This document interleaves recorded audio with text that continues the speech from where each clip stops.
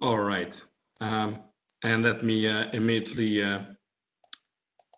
tie into the remarks that Sudhender just made.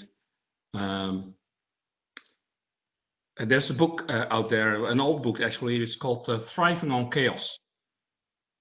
Some might know it, but it really takes a mindset to understand that, and I lived through it, that the more problems there are, the more opportunity there is. So don't expect for you to be able to operate well that everything needs to be in order. The less order there is, the more chance there is to create order. So today I'll do a little bit of talk. There's an agenda, but I've put a subline between it and said, remember, it's just a guideline. And with many things, they are just guideline. You have to make your own judgment call how to make a chocolate out of it. That's like a Dutch expression that doesn't translate well in English, does it? But you need to make something creative out of it. My background is diverse, so to speak. I graduated from Delft University, electrical engineering, as many of you work with many large corporations like NCR, Philips, that Sudhender worked for too. And rightfully so, in any large corporation, there are so many problems that there is always an opportunity to thrive. And that's also why there's the little Lego person in the right top corner. I sometimes joke, and the best joke I can make is when I'm at a birthday party, I'm wearing a three-piece suit, and then somebody asks, what's your day job? And then I tell them I'm a garbage cleaner. I do actually clean garbage. That is to say, I do interim management, I do project and program management, which 9 out of 10 times means you have to resolve a problem. So having said that, my link to TEMS really is about how do I communicate and foster changes, and how do I communicate the experience that I've made? How do I get people to move in the right direction? This aligns with the fields of interest that you see in black bold characters, the stuff that I used to do. Being engaged in product development, being engaged in project and program management. Indeed, also having made the transition from engineer to management. And nowadays, I'm much more moving into the fields of research, of management sciences, and organization development. And not to be forgotten, the human aspects thereof. Many of you are indeed member of IEEE. But there are even more people in the world, of course, that have not heard of IEEE. Even when I fly into the US for an IEEE board meeting, I get stopped at customs and people ask me why you're here, and say I'm here for an IEEE meeting. And then the custom officer says, never heard of. And I always ask them, but you use Wi-Fi, don't you? Which nowadays, of course, the majority of the world and the population does. And then I'll tell them, guess what? Wi-Fi is an IEEE standard, the 802.11 series. At one point in time, some folks in the NCR system engineering laboratories in the Netherlands were talking about radio LAN. I was there in 1986, 1987, at which time a guy came back from the top floor from having had a presentation and said, you know, they have radio LAN now upstairs.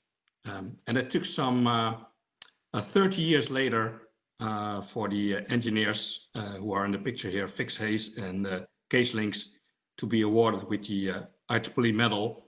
And the IEEE milestone was put up in the municipality house of the city of Nieuwegein, just underneath Utrecht.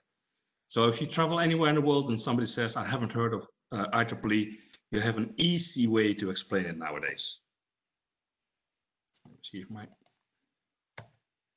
still works. Right, so today we're in a new world. That is to say, we figured out a new acronym, the FUCA world.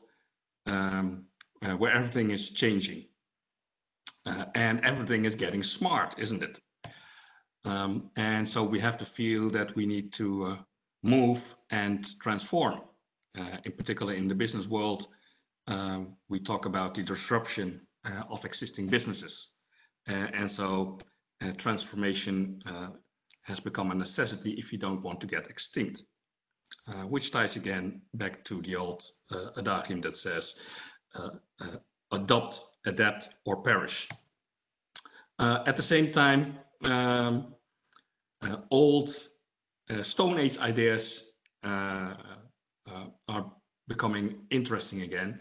And this is an example of a Siemens site in Germany where they use volcanic stone to store energy, which is a nice thing to do. So it really requires you to rethink. You'll see the word rethink coming along a number of times. And sometimes you just have to experience digital transformation. I was joining an event last year. I'm wearing the goggle on to see how the application worked to investigate a crime scene situation, but then using virtual reality, which allowed people to investigate crimes without the necessity for each and every individual to go to the crime scene to potentially disrupt the scene, of course. Meanwhile, as I said, the changes are going on, and existing companies have to rethink how they sustain in the current world, but also have to address how to extend their life or reason for existence for the coming years, which leads to technology road mapping, understanding the time horizons where you need to look into where your business is going. Because if you only think of your business as it is today, you will not survive tomorrow. We now live in a time where we think of SaaS, meaning anything as a service. So you servitize all kinds of products and services into the digital areas. Again, this gives you lots of opportunity because you can rethink anything. I mentioned VUCA, and I mentioned the situation where we think much is changing today to the extent where so much is happening that we think it is difficult to grasp. But do remember that there was an article that was entitled "The Most Technologically Progressive Decade of the Century," and the question would be to you, what decade do you think it was?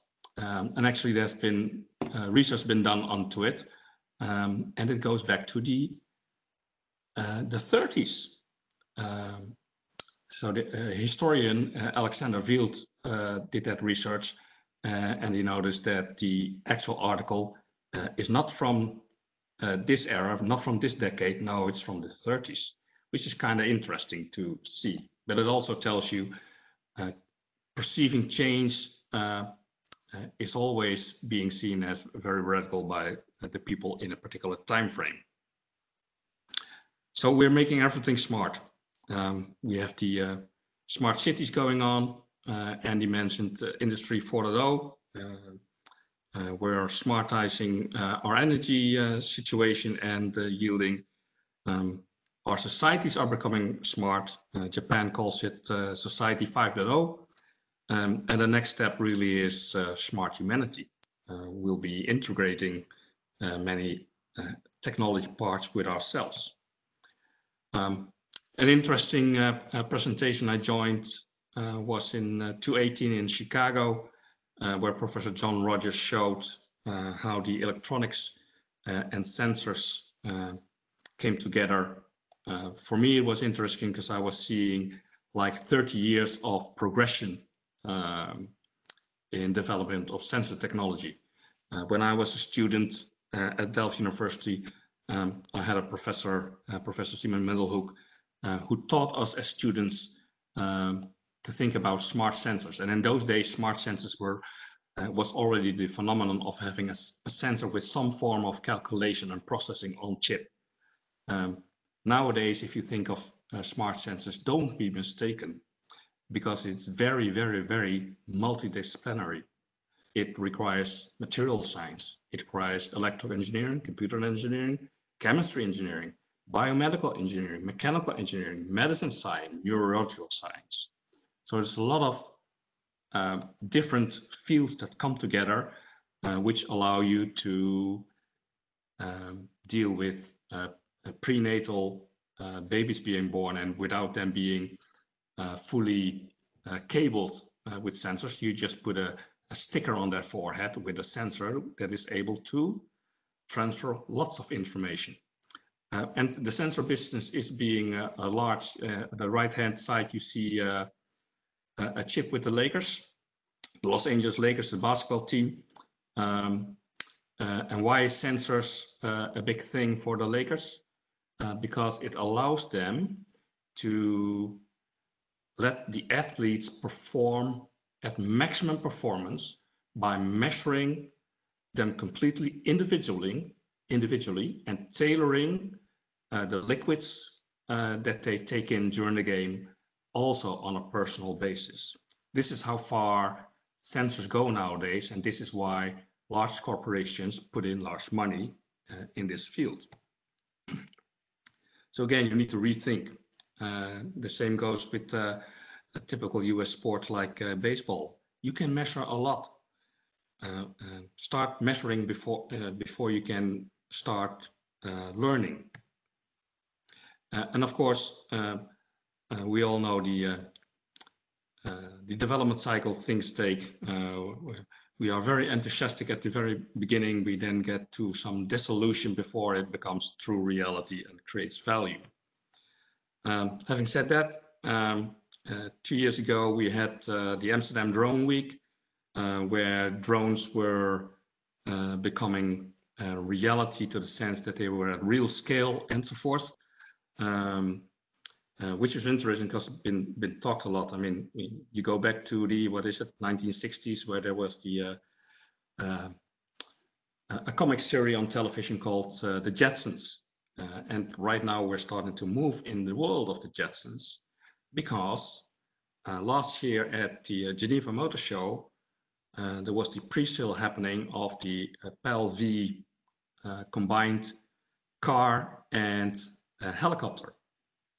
And actually, this company already exists since 1999. So it took them 2 decades to actually get all this far. Pre-sale started last year.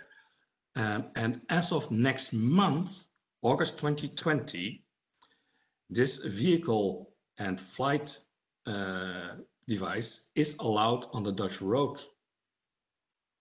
That is interesting. And of course, it took them longer than they could have ever imagined, because you need to get all the approvals and licenses and whatever. It's not just technology. There's lots of regulations involved, as Andy also mentioned. But it's happening. It doesn't come cheap. The cheapest model go for $299,000, and the first models actually are being sold for 499,000 euros. But it does go at a fair speed. It does 160 kilometers an hour on the road, and it can fly at a speed of 180 kilometers an hour. Still, you need some space, of course, near to your home if you want to really use it. Again, having said or mentioned licenses or allowance to be road, there's much more to it than just the technology. It has to fit in within the infrastructure. It has to fit in within all the rules and regulations. So it isn't as easy as you might think of just creating a gadget, so to speak. Smart mobility is moving along. Navigation systems have been there for a long time. Actually, in 1994, the first in-factory built-in navigation systems for the BMW 7 Series came out. which were produced by Philips. And today you have your navigation system completely free on your mobile phone, right? But if you understood how much it took and how much it costed at those days, when you were to order your BMW 7 Series and you wanted navigation system in your car as an option, you could tick a box on the list and say, I want navigation system, which costed at that time 13,000 Deutschmark, which isn't cheap as compared to what you're getting now, right, on your mobile phone. And now also TomTom is where the Philips car systems part of navigation went to, is putting some substantial money in trying to understand how artificial intelligence can help to improve their navigation systems. Understanding that we are putting a lot of technology into the workplace, and we need to think it through because there are some implications there that relate to both reliability, it has to work, and it relates to safety very much. Again, that's one of your, whenever you're a trained engineer, you understand whatever I make needs to be safe. And having self-driving car requires things like real-time communications, hence 5G, and actually 6G is right now already started in developments at Eindhoven Technical University. And whereas they are already busy developing 6G, today, July 25th, 2020, 5G has been turned on in the Netherlands. So the three major operators, KPN, T-Mobile, and Vodafone, have switched on their 5G masts because last week they have been awarded the license, or the auction has been happening, which provided the Dutch government again a nice fund, less than with the 4G auction, but still 1.23 billion euros. Meanwhile, technology is progressing. This is IBM's quantum computing. And you might want to reconsider what books are you going to read to your newborn kids. And the book in the middle, Fundamental Universal Physics, is the one that I was being taught when I was at Delft University as a student, as one of the physics courses on quantum physics. But today there are the alternative books for the most youngest one in our world. And you might want to rethink what am I gonna tell my little kids. Meanwhile, do understand everything hinges together. If there's data involved, it goes all the way up through all kinds of chains and mechanisms and so forth. Nothing stands on itself. Products no longer exist in isolation. It simply doesn't. Which also implies the necessity for interoperability, but also requires the necessity for security, for privacy, for secure data communications, and so forth. Because you don't want your body to be hacked now, do you? Similarly, we're moving into the smart cities, but if you look at the number of type of standards that would be applicable in such a situation, you see the field is large. But smart cities is still about people. You still need to think of how is the city going to look like? What does it imply? It takes more than just the technological view. So we need to rethink how we act and operate in conjunction. We also have a new word for robots, right? We call them nowadays cobots, because you will be working with them together in the smart factories of today. And as I mentioned, AI is moving up. In January 2017, there was a report that said there was 3.8 billion invested since 2012. And I think that's a large number.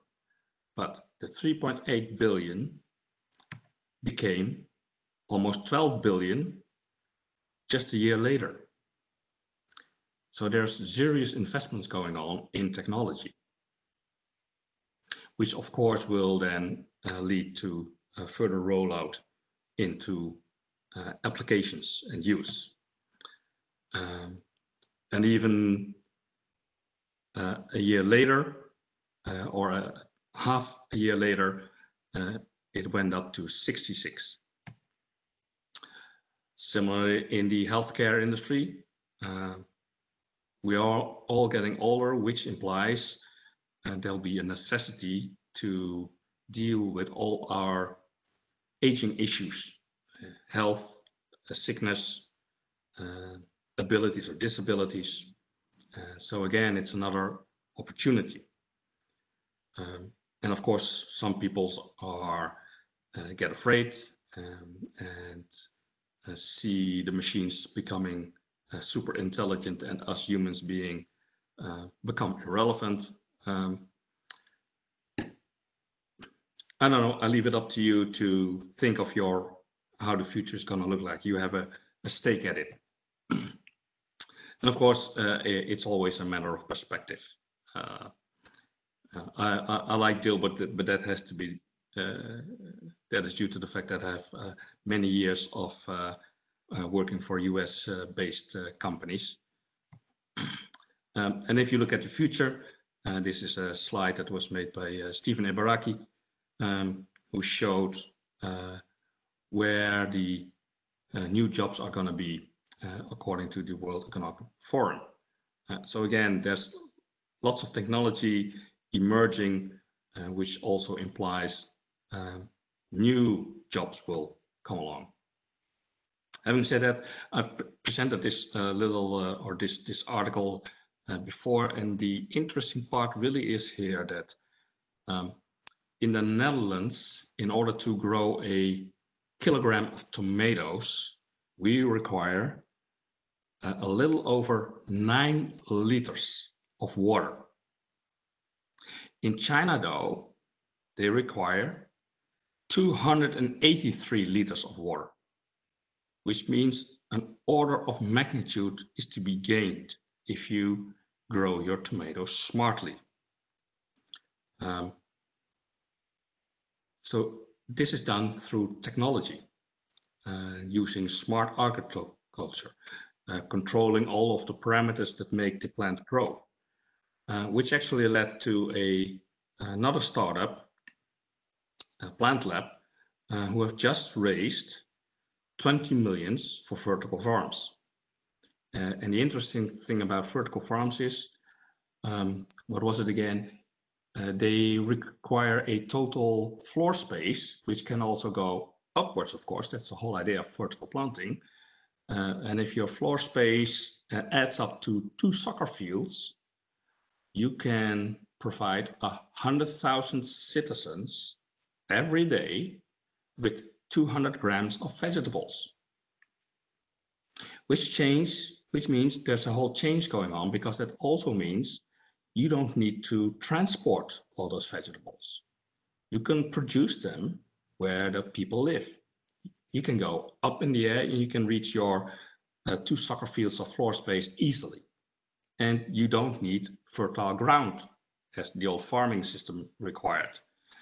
But you control how the plant grows: light, humidity, food, temperature, etc. When I was a student, we talked about technology like side-looking airborne radar in order to indeed see how crops were growing and so forth. Highly difficult. Today, we can do much more flexible and easy with drones. And the drone information doesn't require difficult information or image processing or radar signal processing as it used to do in the times of SLAR. But we nowadays have much sensors that we can deploy anywhere, such that you can even do predictive modeling, but you can also have the information of the drone be sent to your big truck or farmer's equipment, and for each and every plant determine how much food it needs to get. Hence the waste goes of whatever materials go down. So what is it that we actually farm? Or what are we harvesting? Again, there's a change that has happened. We are now harvesting data before the crop. There's lots of data going on in things that were called farming. And it's even worse. The crop will have left the farm and will have been sold even before that, and before even the farmer knows what she's going to earn with it. And that's because of how the whole ecosystem is working, which also tells you that if you don't do it right, the farmer's earning will be driven down to the bottom, which implies there's a necessity to think about your ethics, think about social responsibility, think about sustainable development. So again, you need to rethink how things hinge together, how it works, and how to collaborate together. Talking about AI, this is Gert Leonard who made a presentation. At some point, we'll get a difference, and we'll talk about rather than the Intel inside logo, we'll have the human inside. But it does call for the necessity to address ethics. How do we work together with the machines that we are creating? I don't know if any of you still remember Rubik's cubes, if ever seen the Rubik's cube. The idea is to bring the colors all back and at each side.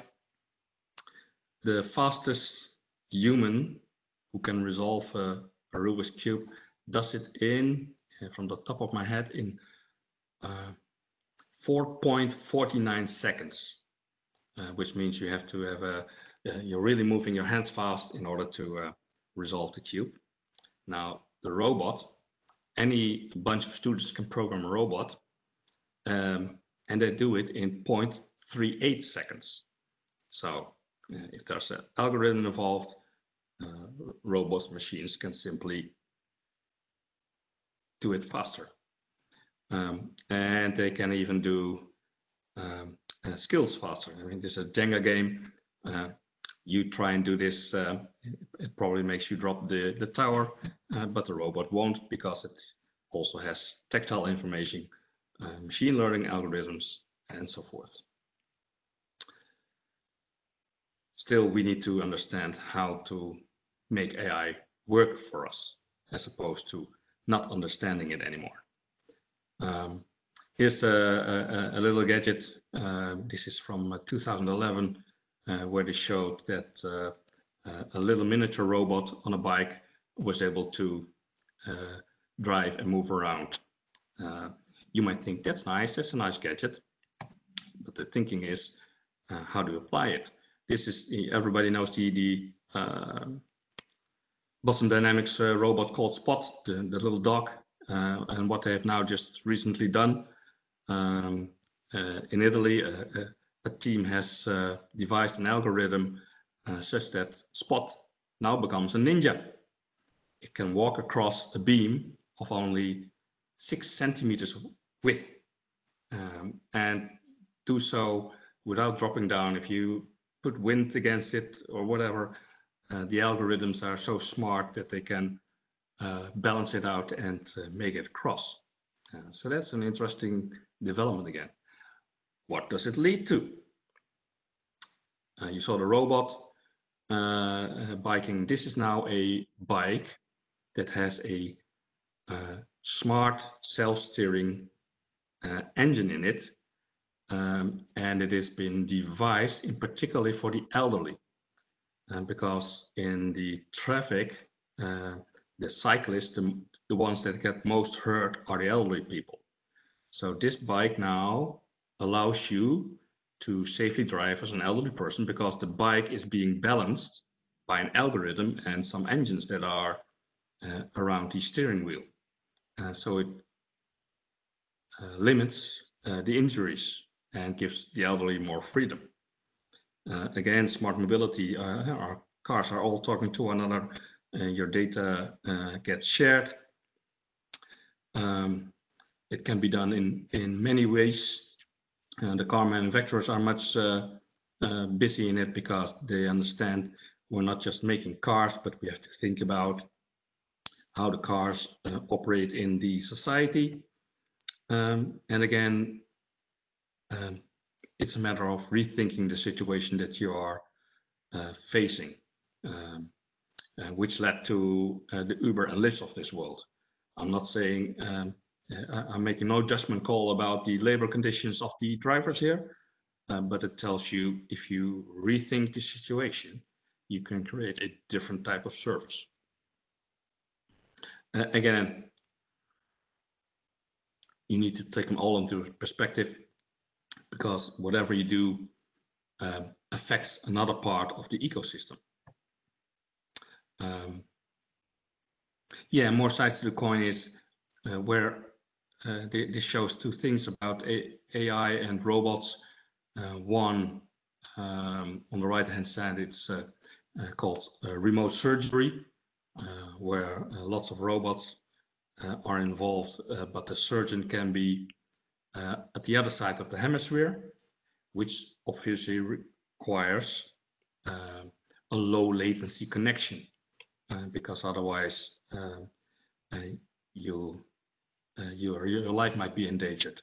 At the same time, the left hand side, today we can have your driving behavior be monitored, and if you allow that to be done, then you get a discount on your insurance fee.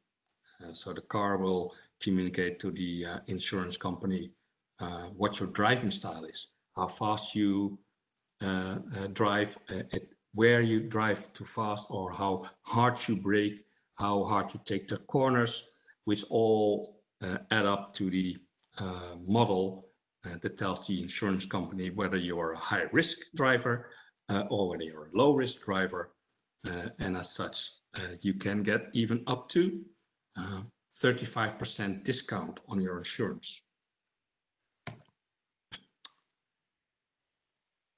So there's a necessity to change, as I mentioned at the beginning. And even the accountants are much aware. This is the Dutch Financial Times, and on the front page it said the education of the accountants is not very well prepared for the digital future. But it also implies to other type of jobs, of course. The accountancy, the notaries, and the question becomes, who's next? Meanwhile, lots of funds are being poured into the robotization, in this case for the healthcare. As we understand, we are all growing older, and we need to rethink that situation of providing medical support. Again, we then start to measure all kinds of things. You put on your Fitbit, and we gain all kinds of data for you. And we can even make them so small that you might not even be noticing them. This is from this month's issue of IEEE Spectrum. They can now miniaturize a camera to fit an insect. So next time a fly comes around, you don't know whether it's a fly or whether it's monitoring you. And it can even become smaller at a nano level. They make nano cars from molecules, which could bring medication to certain parts of your body. All in all, it means there's more involved than just the technology. We come into the issue of security, we come into the issue of privacy, which leads to the question of ethics. And because we are becoming more integral, it becomes even more pressing to start discussing that and not just letting it happen. And that is not unknown. There's another Moore's law, not the one that you've been taught about, the doubling of the chip capacity, but this is the one that says as technology increases, so does the social impact. And we need to really be responsive to that. The next best thing we need to address is to have explainable AI. I can tell you from practice that's already quite difficult, even for the municipality that I live in. They use systems to tell me how much tax I need to pay, but if I compare it to my neighbors and I see a big difference, then I cannot explain why it is, because in the civil servant's mind, they say, but the system says is of course insufficient for me as a citizen or even for my neighbor. So we have created guidelines again. IEEE set up the set for ethically aligned design. I would like to emphasize and call it, just like security by design, ethics by design. You have thought it through. When I was a young engineer at NCR, if we were to write a specification for any kind of piece of product, we had to address a section. And the section was called RASUI, which stood for reliability, availability, serviceability, usability, and installability. In those days, elements that the typical young engineer wouldn't think about. So the standard prescribed, you shall address these issues in your specification. And if you don't address them, your specification would not even be reviewed. It would just be rejected. And I guess we've come to a situation where we need to add 2 more elements to such mandatory requirements, which is indeed security and which is ethics. IEEE also has its code of conduct, which already encapsulates or embraces it to some extent, but we really need to think it through. Data, technology, ethics, and our society hinge together. This is an article from yesterday's financial news, where indeed the individualization of insurance policies tailored to a specific person because of his or her risk profile is being addressed. And another professor here is responding and saying, beware, because if you move that way, you also take away the principles that were underneath an assurance, which is we jointly share a specific risk. So there's more than just the technology challenges. Sure, they are there. Sure, they must be addressed, but there's simply more to it. Just don't only believe what IEEE says. Broaden your view. Look at what McKinsey just wrote in July.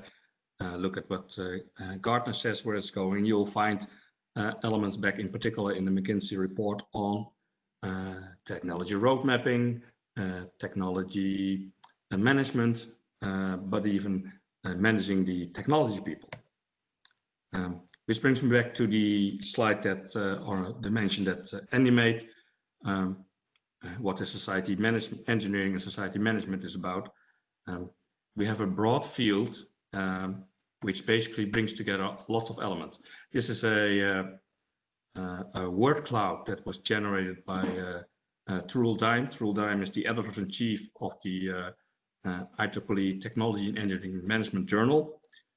All the articles together, if you put them all together and you look for the common words, this is what the picture creates. And you'll see some bigger blobs of words coming back. If you unwrap it, these are the so-called classifications. The yellow ones are the ones that I'm most interested in and that I'm engaging on. But again, as also Sudhindra said, look beyond your borders. That makes it interesting. From strategy to transferring the technology to entrepreneurship and intrapreneurship, it all comes together. If you then combine it with the IEEE initiatives that are going on in the various areas, and the interesting part of TEMS is it brings it all together. So we're moving into a digital transformation area, and technology management and management of technology is key therein, which tells to me becoming a member of the society is a good thing in order to hear, listen, see the various perspectives that there are.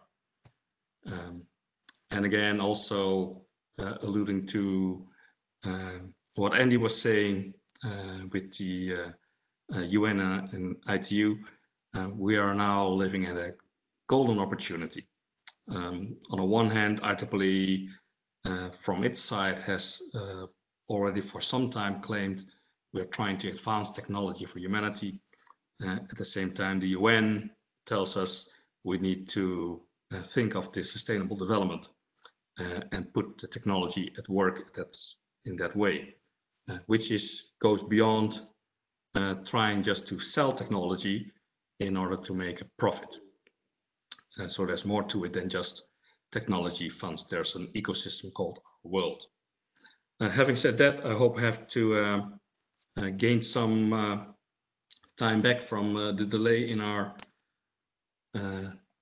session. So there we are. Thank you so much, sir, for a wonderful speech. We have a couple of questions here for you. First question is, are there any travel grants available in TEMS for students to attend conferences? I will refer that question to the new VP of Conferences, whereas I have been VP of Conference for TEMS from 2015 until recent. Now it's the honor for Sudendra to respond to that. But preempting his answer, that'll be on a case-by-case basis and also on a per conference basis, that it may or may not happen. But Sudendra may want to chip in here. Okay, sir. I missed the first part of it, Robert. The question was if there was funds available for students or others to attend conferences. Yes, so probably we will talk about it in detail. So there are some student chapter related policies and frameworks we are rolling out to incentivize your activity and engagement. And this is also in the consideration of how it can, one of the awards or incentives can be to let you attend conferences for free. We will connect back to you on that. Dr. Shrikant from TEMS India is working on this framework. We hope to release it this month, and you will hear from us on this. Thank you so much, sir. Next question for the Robert, sir. What can be the biggest challenge in this digital transformation as of now in this post-pandemic era? I wouldn't yet dare to say that we are in a post-pandemic era. I think we're still in the midst of it. But the interesting thing about COVID-19 is that it has brought about and accelerated many transformations. The most visible one has been the mere fact that we're using WebEx here right now. And I've been using conference calling and video calling ever since, what is it, 1994 already. But now, all of a sudden, because of the pandemic situation, for example, all of the education at universities and even at primary schools made that transformation, which previously was always said, no, cannot be done, takes 2-3 years, and now the sense of urgency was so high that it led to an acceleration of such change. So to answer the question, the challenge is continuously to rethink the situation and see what is a viable way forward. So there is no, there is never a one-size-fits-all answer. It's always a case-by-case basis. And that's what we have to deal with. Yeah, so this is Andy here. Maybe I can add a couple colors to that. So I think one of the things that's really, I guess everyone would know now with all the news going on, that many of the company, large corporations, I think starting with Twitter first, I think, announcing that the worker will no longer require to come to the office again going forward. That means that you can do virtual work without going actually to the physical locations. So you could hire by a company in America without you being in America and getting the full. It's almost impossible in the past. In the past, you would have to be able to travel to attend meeting, attend corporate meeting. But it's not just Twitter. In the last month alone, there are literally 100 companies that announced that they different degrees of working remotely. As recently as Siemens, which is the largest engineering firm, supplies, stating that you have choice from now on. Even after the pandemic is over, you do not have to come to office. So think about the potential that disruption to the world.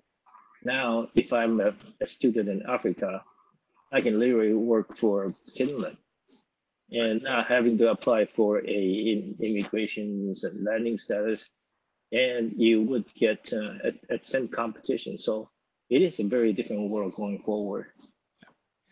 Yeah, and the concept of borders has changed.